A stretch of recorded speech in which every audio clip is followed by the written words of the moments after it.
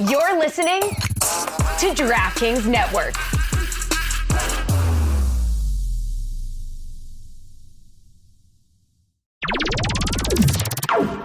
There is a good amount to talk about here locally because Billy Gill does not have the stamina. He does not have the strength for a Marlins playoff run, but you've got big win, man. The highest praise that I could give the Marlins in terms of electrifying this local audience is that Stugotz, fake Mets fan at this point in his life, doesn't recognize his shortstop. Right. Pretended to get excited, pretended about Steve Cohen spending a whole bunch of money. I was excited at the time. Okay, but I'm not really. You're just you've been going through the motions on your Mets fandom. Even when they were winning 100 games, you were like, you weren't that into it. It's fair. But last night, Stugotz made a bet on Mets Marlins. And the Marlins played a meaningful game, Billy Gill, and a fun game and a dramatic game and a scary game just like the one before it in September. That's crazy, Billy. I don't have the stamina, as you mentioned before, but this is what I do have, a bone to pick with Bally Sports. You're picking a bone? I have a bone to pick with them. Nice. Because here's the thing, Dan. I, as a Gen Zer, is that right? Am I a Gen Zer? Well, I, as a Gen Zer, as I'm going to describe myself, am also a cord cutter now, and I canceled my cable. Yeah, I canceled my cable, and I registered for Hulu Plus Live TV. Wow. And how does it feel? It's been great, honestly. So I've been doing that to save some money. I also am getting my internet through another provider. Wow. So I cut the cord with Comcast, which is tricky because there's still many cords involved with cord cutting. I have just as many cords and cables as I did before, so I don't entirely understand the name cord cutter, but I cut the cord. Now, Hulu Plus Live Sports has live sports, just not my hometown team. So then I need to go and I need to subscribe to the Bally Sports app, which is quite pricey, might I add. Mm-hmm. So I was doing that. And that's how I have to watch my Marlins. Now, there's Bally Sports Sun and there's Bally Sports Florida. Welcome to the future, by the way. I hate it. You're spending more. I mean, I have my ways about getting around and getting certain discounts. And let me just tell you the secret. There's always a new email you can set up to take advantage of codes. Wait a minute. This needs imaging because this is a lane for you. Whispered discounts. Well, I don't want to say it too loud because then people are going to find out my tricks and then I'm going to cost myself. I know, but whispered discounts is something that nobody else on this show is doing. Yeah. And you're good at it. Yeah. You're better at it than most. But, Dan, when you're aware of a discount, you don't share the discount. I know, with others, saying it out of the side of your mouth on a podcast that gets millions of downloads a week, also not private. Well, I know, but that's why I don't draw attention to it. Just keep it moving. And if you hear it, you hear it. And if you don't, you don't. So anyways, this is what the thing is. It's quite pricey, Dan. And if I want Bally Sports Florida and Bally Sports Sun, it would cost me $30 a month for those two channels, which is, like, by the way, insane. Like, insane to pay that $30 a month for two channels. So I'm like, I'm just going to pay for the one that has the Marlins on. Billy, and even that $20 a month. Billy, and I was like, you know what? I found it for $14.99. You are at the intersection because of your age, adulthood, because of family, because you want to save money. You don't want to spend like a crazy person. You are at a crossroads technologically. David Samson is uniquely qualified to discuss the intersection of business and how all this stuff is going to change because it's about to get really expensive to be a diehard sports fan. About to? It is. No, but it's about... I just keep adding stuff on. Okay, but it's about to, if you're willing, you have money. You're not careful with your money. Yeah. You bet on a Mets-Marlins game. I did. I won. Well, do you want to know the bonus? You bet against your team? Of course I did. Yeah. You said you never did that to the Jets. Well, I do it to the Mets. You don't care about the Mets. That's why. Samson, you make what of what Billy is saying. How bad is this about to get for sports fans? Incidentally, I should tell the audience, Nothing Personal is the name of his podcast, and even though he is envious of all the attention Pablo Torre finds out is getting. Billy never got to his bone. Yeah, we'll get to it. All right. Samson, we weren't going to get to Samson. Hold on to the bone. I want to hear the bone you have to pick. Samson does too. How much is this about to change for sports fans? Or is it already changing so fast that you better be careful or you're going to be spending hundreds and hundreds of dollars a month just to keep up with the basics? You just have to have a spreadsheet. So this is the time to be like me, be a little OCD, have a list, keep track of what you're spending. And the purpose here is that, Billy, you should only spend on what you want. and you should spend on how you spend your time. So if you're not watching a streaming network, get rid of it. If you are a Marlins fan, you're going to have to get the Bally's app, much like if you're a Yankees fan, it's the Yes app, or Nessun if you're a Red Sox fan. So we really are giving the people what they want, and you should be willing to pay for what you want. People just aren't willing to pay anymore for what they don't want. So when you cut the cord, what it really means is you're only paying for that content that you personally are going to ingest. Now you just have to make budget decisions like the rest of the people. And not necessarily. I got a site that you can watch every sport, every game for free, no questions asked. We make it happen. Mándamelo. Wait, What site is that? Oh, I can't say that over the airwaves, guys. Don't That's you crazy. dare. Are you doing that illegal thing that It's not illegal, Dan. Silver and Dana White are trying to stop people from bootlegging sports for free? Like, what are you doing? Maybe what they're trying to stop is illegal. Wait. What I have is not illegal for sure. This is the Tell best. me off though. air, Tom. Samson, please. You though. can't have Tony, you cannot have everything available to you Samson, he like can. a de-scrambler. Samson, you Can have don't. whatever he Samson, wants. you I mean, do not understand. It's up to him. How inventive and innovative Cuban people can be with this stuff. You have to understand that Tony's grandparents came over with educations and were able to make like cars out of plumbing supplies. That's right. So he will get everything for free because Now, he's from a certain part Multiple educations of Miami. Well, now he has to buy a new computer every couple months as a result. That's a but he different doesn't story, pay though, for the yeah. cable. Okay, but it's all allegedly legal. Yes, 100% You have above to board, sleep with no one questions eye asked. open, Tony. Oh, I sleep great, Samson. Billy, can you, because you are not supportive of Tony very much Falsehoods. in ways that I see, is he now angling for a lane that has been previously the undisputed domain of Stugotz? Is Tony into more scams because of where he comes from in Miami than Stugotz? No one's ever come from, I'm more of a scammer than Stugotz. But even Stugotz knows better than to start jerry-rigging his wiring so he gets all the sports events for free. I just don't know how. You can't jerry-rigger wiring to get free. You have to have I don't know about some that. Yeah, the alarm bells started going off for me and Tony falling for these fraud schemes once he started talking about parcels of land in La Montaña. No, it's not just that. No. That's still for sale, by the way. There's dock access. Of course it is. It will be for sale in 10 years. Wait, Samson, we'll get to you in a second. But my father knew so many of these guys. He knew so many Caladios. And we'd watch. I didn't pay for anything in childhood. All the fights, everything, we stole them all as a Cuban family. It was a Wow. tradition. And Tony comes from the same stuff. Tradition. One word, Dan. What tradition is that? A tradition of Hispanic any other. innovation. Thank you for saying the right word. Innovation is right. The man tries to hold us down. We get to this country. We're here to work. The man tries to hold us down. You know what we do? We kind of sneak around it. The HBO box. We're we got a against different cable. Philosophically, our grandparents are against government regulation of Attaboy. things that takes our money. Less power to the government. Steal. Power to the people. It was one day that he was rifling through an IG wallet, and I saw an all-access DirecTV card fall out of his wallet. That a boy. We will get to the bone that Billy has to pick in a second, but something that I wanted to take up with you, Samson. So all this time, you've been the scammer. Not like you, though. Tony's coming for the big lane, and it was my dad. It wasn't me. I was a child. Okay. I wasn't the one stealing it. My father was stealing it. Right. My father would also go to the grocery store, still does this, and just reach into the candy bin that's out there for the taking, though. and wander Don't around. say that. Nothing wrong with that. Eating Don't them say in that. the Who aisles. cares? Yeah. Yes, eating them in the aisles, just stealing them. It's a taste test, Dan. Not a steal. It's taste test. These guys Samples. got mad, Samson, the other day because Scott Van Pelt, proud Baltimore guy, started SportsCenter on a football Monday with the Orioles. But to me, the Orioles are amazing as a story for a couple of reasons. We've been making fun of them for 20 years, a once proud franchise. So much so, Stugotz, that the only play I remember from the last 10 years of Orioles baseball before this team was Buck Showalter as the manager coming out and pulling his pitcher before the guy who had hit a home run arrived at third base. Buck was already on the mound before the trotter got home. Baltimore's been terrible. And now, David, they're going to be better than the Yankees and the Red Sox for the next 10 years because all of their players are young and 20, and their farm system is loaded. I think David disagrees. I mean, come on. The 10 years? The Yankees and Red Sox have proven that they'll spend whatever it takes to come at Samson, some they've got the advantage So the of Mets. all of their young players. Just explain to us how loaded this team is and is about to be.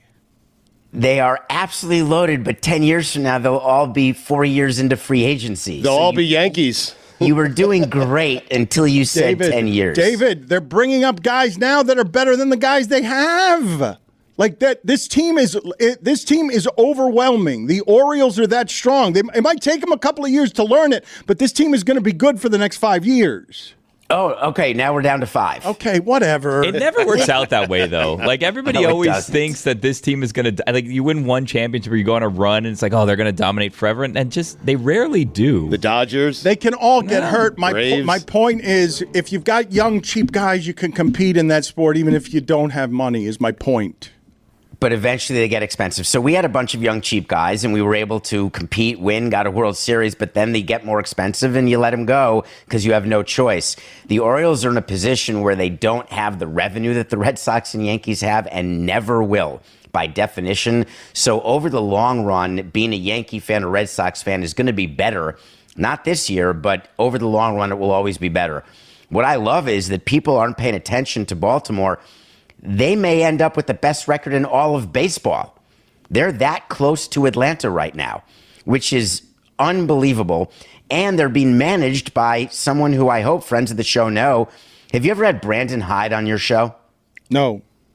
He was a Marlins coach for many, many years. We had him forever. And he became the manager of the Orioles, and he has stuck there. He has not been fired through the rebuild. They took a step forward last year, won 83 games maybe, and now this year they are likely going to win 100 games. And what's impressive is the fact that they had discipline that they were never able to have when Peter Angelos was not. He's not dead, but he's not alive. He's not really operating Makes the team. sense. Yeah. It's his sons operating Wait the a team. minute. What is that? What? He's in purgatory? He's a zombie. Right. He's sort of one step ahead of Bernie, and that's it. So he's not even the control person of that team anymore. It's his sons. This is the team that had all those issues this season when the sons were suing each other. And then John Angelos, who's the control person, came out and said, I'm going to open our financials and show you that we're losing money, so we can't keep this team together. He pulled in Huizinga only a few months ago saying this team won't stay together. And you remember people from Florida in 97 when Huizinga said we're going to trade everyone, even if we win the World Series, which they did and then did. But the exciting thing is that baseball can't market the Orioles, and baseball is despondent over that fact. They're excited that a low payroll team is winning. They're upset that no one cares. Mike, why are you making faces at that? Well, why can't they market the Orioles? The Orioles used to be a big, in the 90s, they used to be a big time rating. In I know the Cal. 80s, Mike. In the I know 80s. Cal used to be a part of that, but that's a big media market down there. They can't market the Orioles? Someone new, someone exciting? Hey, folks, it's Mike Ryan. How you liking this football season so far? It's our national obsession, and there's only one thing that can somehow make football better. Think about it. You know what I'm about to tell you. Miller time. That's right, that beautiful white can of just 96 calories and 3.2 carbs per 12-ounce serving is exactly what you need to supplement your football experience. From kickoff to the clock runs out, you just can't go wrong with Miller Lite right in your hand. It's the only light beer with a taste worthy of football. Because what's the point of having a beer if it doesn't taste like beer? There's so many competitors out there. The market is saturated. But Miller Lite is head and shoulders above everybody else because of that one thing. It's a light beer that tastes like beer. You get all the taste you crave without the calories. Make Miller Time all season long. Make it Miller Time all season long. Get Miller Lite delivered right to your door. Visit MillerLite.com/Dan, or you can find it pretty much anywhere that sells beer. Celebrate responsibly. Miller Brewing Company, Milwaukee, Wisconsin. 96 calories and 3.2 carbs per 12 ounces. Sometimes it's super tough to fit working out into your fall schedule. Between back to school, work obligations, family, and the return of football, fitness often falls down your priority list as a result. But your fitness shouldn't fall into that trap, especially if you're spending your hard-earned dollars on it. Enter the Peloton app. Motivation that moves you, hooks you, and works for a variety of budgets. At Peloton, your routine should never feel routine. Flip the script this fall by tapping into Peloton's endless variety of exercise options with Peloton Bike and Bike Plus. From intervals to club banger rides, your workouts can go from can't face to can't wait. Plus, Peloton's not just a class, it's a fitness entertainment mashup that'll have you whooping along at the top of your lungs and telling your friends afterwards. Plus, it really works. 90% of Peloton households that join at the start of the year are still active 12 months later. Unsure? We've got you. Try Peloton Bike or Bike Plus free for 30 days. Not for you? Return it for a full refund. Find your zone with a 30-day worry-free home trial of Peloton bikes. Visit onepeloton.com/home-trial. Don Batard. The alley has a bad reputation in general, right? It does. Throughout It American does. history. Yeah. But on South Beach, someone's always just sitting somewhere smoking a cigarette. You can't go down an alley around here and not see someone sitting there smoking a cigarette. It retains a pulsating heat from the night before. You walk by some liquid that you're like, is that water? It didn't rain last night. That's definitely not water. Avoid the liquid. Always avoid the liquids in an alley. Stugotz. I venture to guess that if you were to rake your tongue on the asphalt of an alley, you would die immediately. I don't think it would be immediately, though. First, you'd contract very quickly, right before death, several sexual diseases, and then you would die. This is the Don Batard Show with the Stugotz.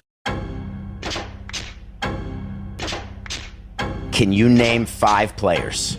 They're all Austin Hayes. They all look like Austin Hayes. And if you ask me to name 5, I'll say Rauschman? I'll give you so much information Hayes. on the Rays if you want it, because the Rays are also great. And I think Name 5. I think Chris I Sabo? could do their whole lineup. Really? I can't watch Look them. at you flexing. I could bore you to tears really? with so talk about Siri, their center fielder. They still have Markakis? Do it. No, I don't think Chris anybody Davis? wants that. BJ Surhoff. I think the Orioles are like the Stepford Wives of baseball. But it seems to work, and it is working, and it is exciting. And if you are the owner of the Yankees or the Red Sox, you are truly despondent beyond repair watching the Orioles and Rays be the dominant players in that division. And that's what leads to firing, like Chaim Bloom gets fired. That's what's going to lead to changes with the Yankees, because it is so bad to go to an owner's meeting and look at Angelos or look at Stu Sternberg and realize that they're taking revenue-sharing money from you and then kicking your ass. But, yeah, you mentioned, you gave us a revelation that Peter Angelos is not dead, but also not alive, somewhere in the in-between. And Dan mentioned that they're going to be good for 10 years. So if they have young players, when I was growing up, and even throughout the 20 teens, the Orioles would still spend dumb money. They usually had the financial means to at least be accused of being able to keep the guys that'll come up for free agency.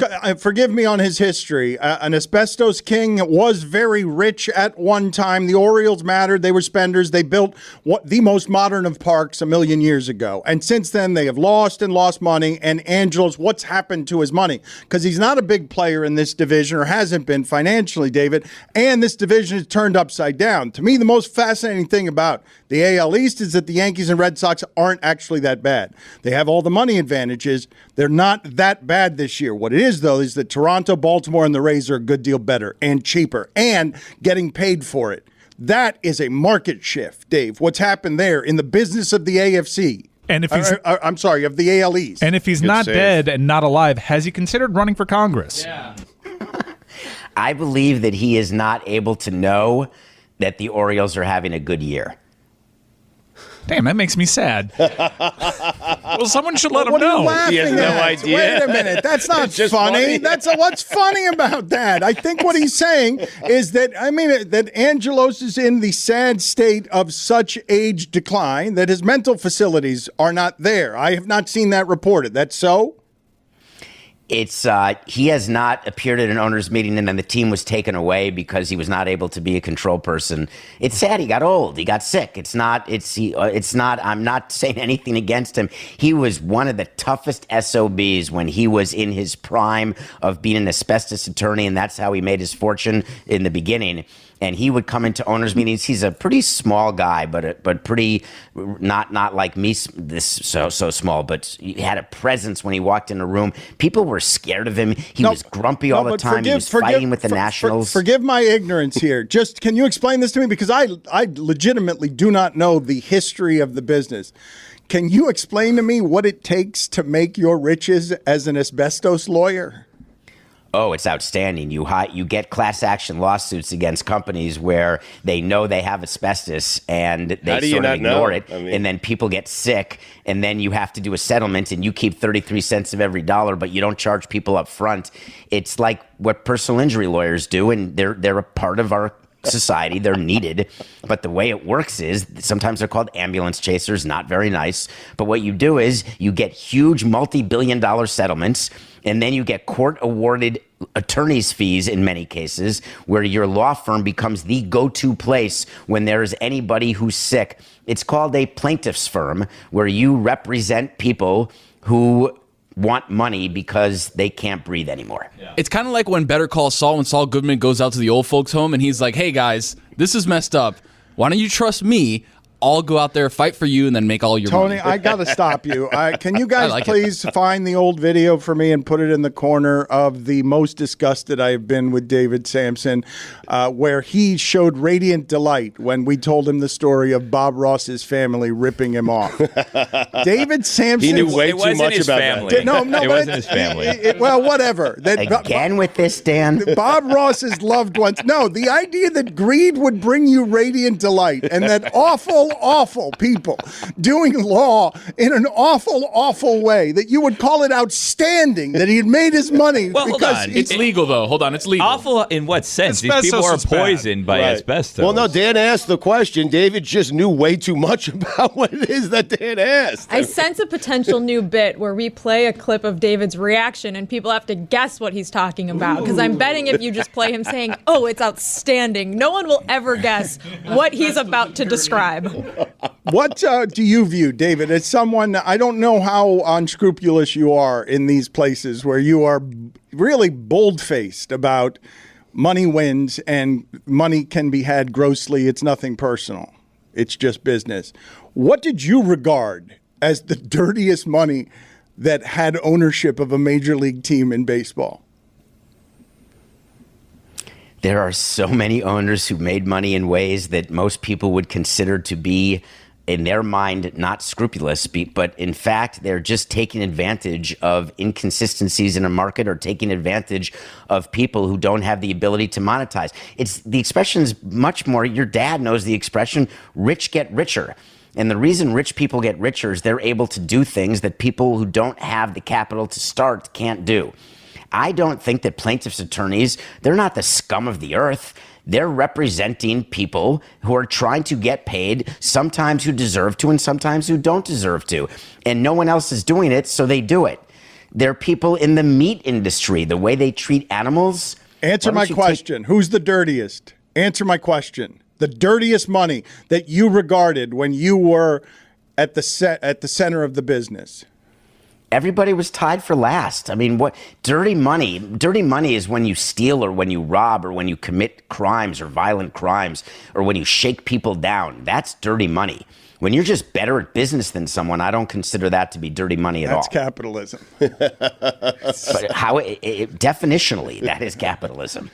David, what happens here with Shohei Ohtani? The fact that he is not going to pitch and just be a hitter next year, how does that impact his free agency? What a brilliant job. And I'm nothing personal. I like criticizing PR because people are just bad at it. It is funny. If you read the reports yesterday, the agents who came out to talk about Shohei's surgery, the Angels who talked about Shohei's surgery, they called it a procedure. I had such fun with nothing personal with this. It was Tommy John, but they don't want to say it because when you have two Tommy Johns, you may not be able to ever come back and pitch. But no, he had a procedure, much like the Aaron Rodgers Achilles, never been done. He's going to come back in 12 weeks. It's brilliant, Stu. No worries. He'll be there for week 15 or 16. It's total horse hockey. His Achilles ripped off and rolled up like a carpet. Shohei Ohtani's ligament was torn. When you fix that, it's called Tommy John. You don't miss a year with a procedure. You miss a year with Tommy John. You are indignant. You are furious. You have caught these people in a lie. Who are they fooling? Are they fooling teams who are in the market to sign Ohtani? Do you think that there's a GM of the Dodgers, Andrew Friedman? Do you think he reads that report and says, oh, It wasn't Tommy John. No problem. Now we'll sign him to $60 million a year. Samson, listen to me when I tell you I've not seen Billy Gill more passionate about anything than a couple of weeks ago when he thundered in here screaming about how stupid the Angels are. Billy, for the 8th consecutive season, the Angels will finish with Trout and Ohtani, but not some of them with Trout and Ohtani, some of them without. But 8 consecutive seasons under 500 for the Angels, longest streak in baseball. Nobody's worse than that with the 2 best players in the sport. It's unreal. That's almost mathematically impossible to do. And it hasn't been the same group of people running it. Like, it's been the same owner, but it hasn't been the same GM. So it's been multiple people that just can't figure it out, which is the strangest part. But to me, it's fascinating, David. You must marvel at this part, right? When Moneyball came to the sport and the Dodgers had also Moneyball inefficiencies, the idea that in the AL East, the Orioles and Rays have figured out a way to do business so smartly, Stugotz, and you'd love this, so smartly that they lost long enough to get all the young players cheap, and so they could beat those teams in that division and take their revenue-sharing money. They are being paid to kick Yankee and Red Sox ass because they've gotten so much better at the efficiencies of how to manage a team, and in that, the Angels have the 2 best players and can't win for 8 years. It's nuts how the sport is turned upside down that way, David, that money matters less than it ever has. My favorite stat there would be at the owners' meeting after the season, once you give the perfunctory applause to the owner who won the World Series and everybody's really flipping him the bird because you're so pissed off. There's a stat that they give about dollars per win. And that's the one I always like to win. Because what it shows is that you are spending the least amount of money to get every win. And that is the game that everybody's playing, is how much money do we actually have to spend? And there's rumors it's $8 million per win. And it's all about wins above replacement and all of these stats. But at the end of the day, how do you win the most games and pay the players the least amount of money? What the Angels have done is they have led the league in number of dollars per loss, which is the worst way to do it. When you've got the highest payroll. This year, the San Diego Padres are up there along with the Mets, who are going to absolutely win the award for the most dollars paid per loss. And so the difference is when you have a low payroll, you can't make mistakes. So Billy, the Angels, when they signed Rendon or Pujols or C.J. Wilson, people were excited at these signings. Or Upton, remember that huge Upton signing? When they gave him all that money, none of it has worked. Trout, they gave all the money to, but it's not like they don't spend money.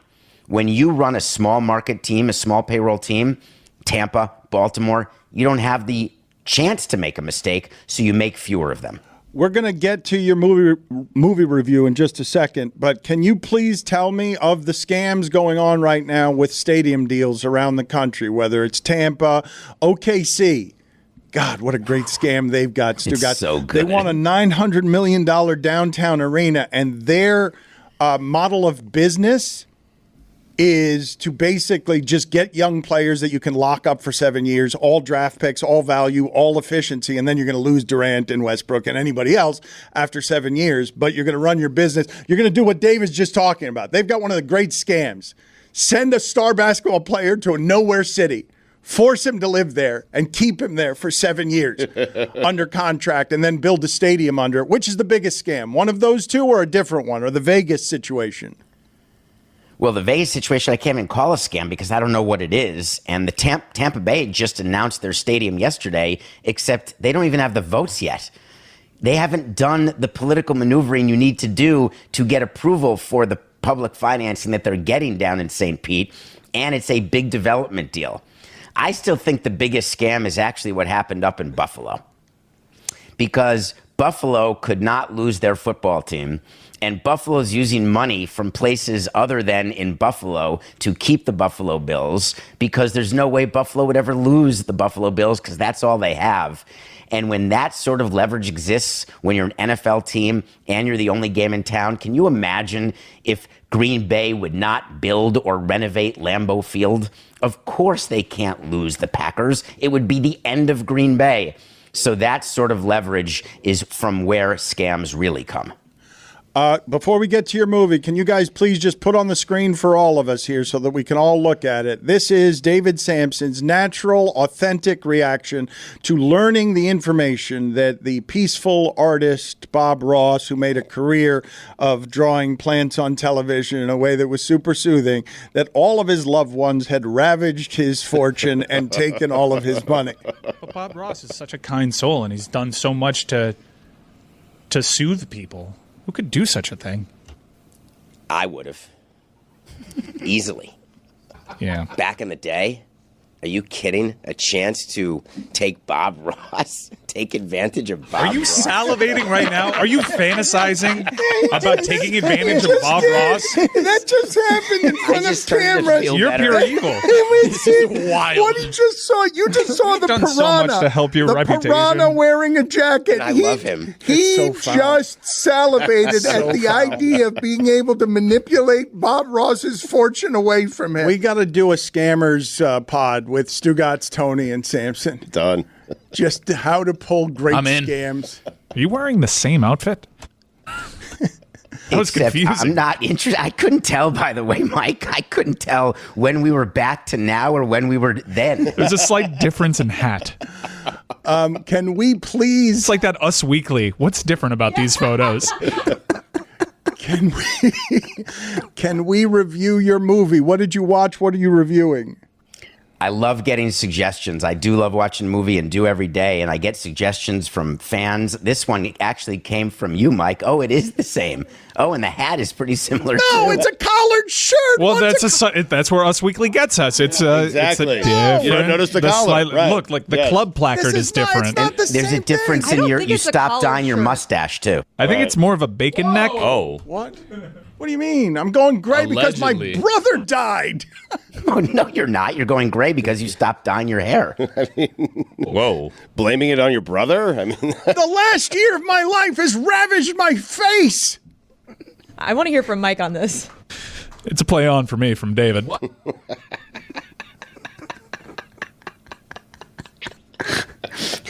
Hey, it's Roy from the Dan Batard Show with Stugotz. U.S. Cellular knows how important your kids' relationship with technology is, and they've made it their mission to help them establish good digital habits early on. That's why they've partnered with Screen Sanity, a nonprofit dedicated to helping kids navigate the digital landscape. And for a smarter start to the school year, U.S. Cellular is offering a free basic phone on new eligible lines, providing an alternative to a smartphone for children. Start smarter with U.S. Cellular. Visit uscellular.com/builtforus to find out more. Terms apply.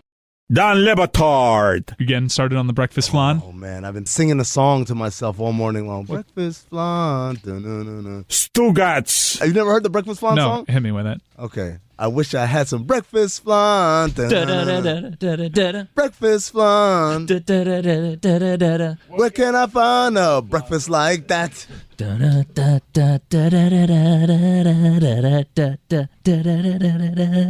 is the Dan Le Batard Show with the Stugotz. Mike, you told me to watch a movie, and I did.